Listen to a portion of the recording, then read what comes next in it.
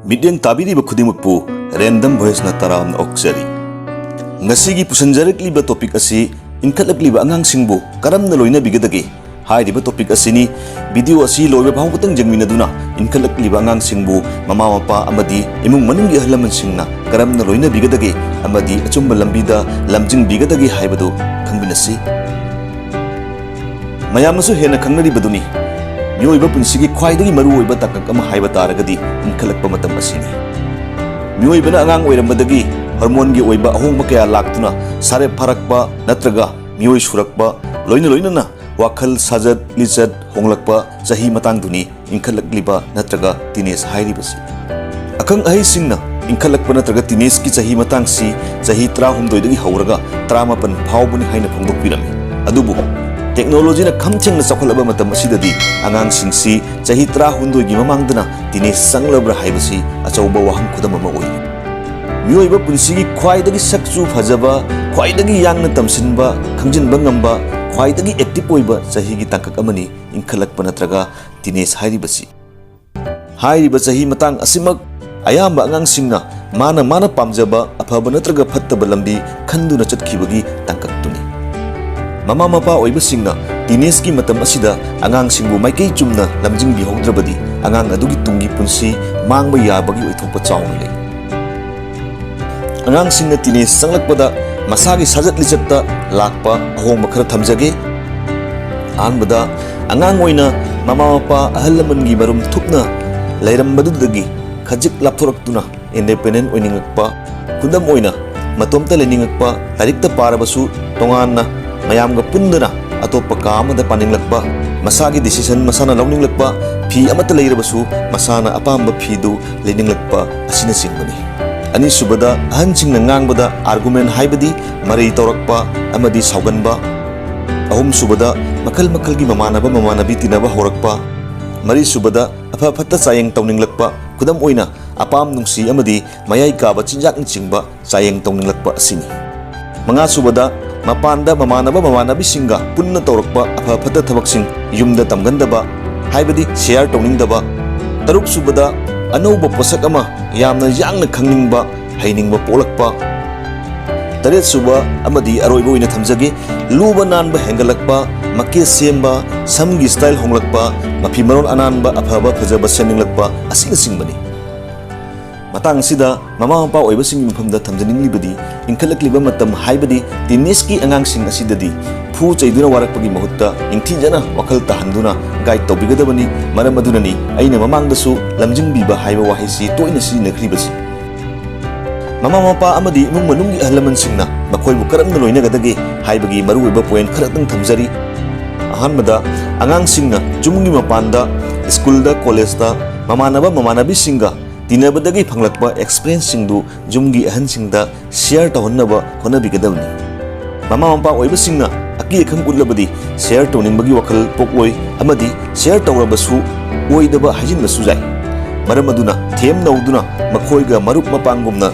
frank oina loinarabadi achumbadu soidana share tawgani. Kudam oina school la chatkhiba angang amana school suti tharaba matungda mamanabasingna lambida sanasi haina horakpadagi sanaduna leithoklure. Mayumna changakpa matamda mamana hangle karigino nangna sumyamna thenglaklibasi angangduna khomme imanabasingna sanasi haibadagi sanatholure. Mamaduna maduda chaibire ngangbire phubire. Adu oiba taragadi mathangi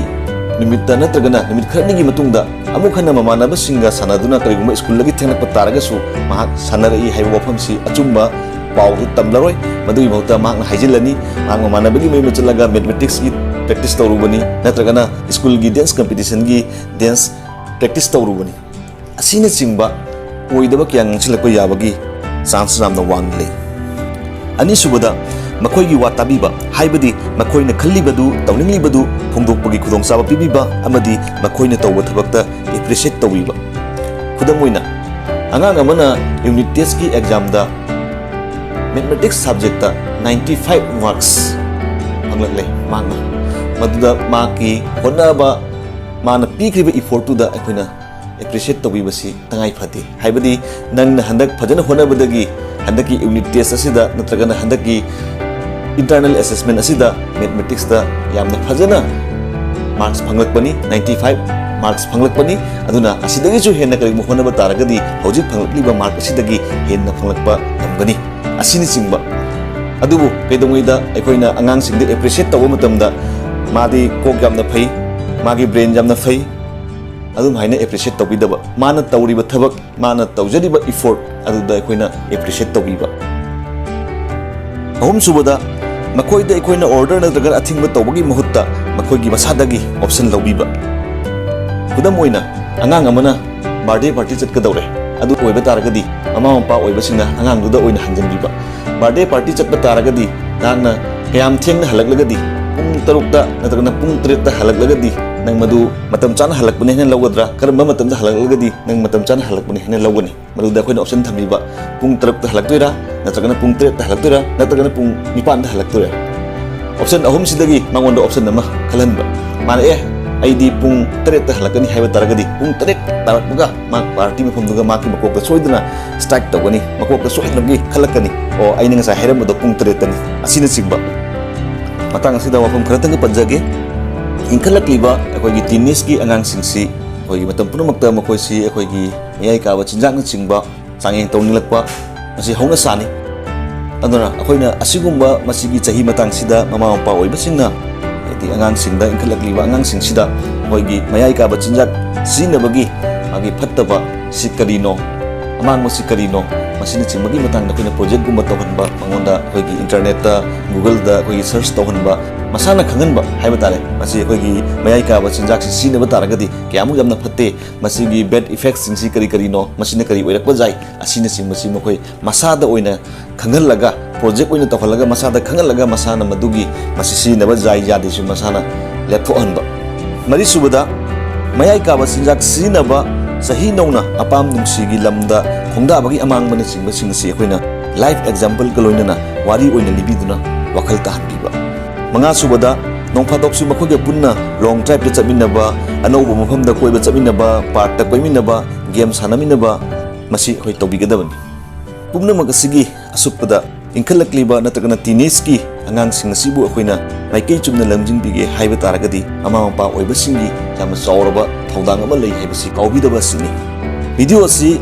adomna khajak kanai khanbirabadi like comment amadi share tawbiu loina na random voice youtube channel asibu subscribe tawbiduna mathangi anoba video kya puduna lakpada mateng pangbiu ngasigi oinadi miyang tabiriba khudimakpu amukka hanna khuramjari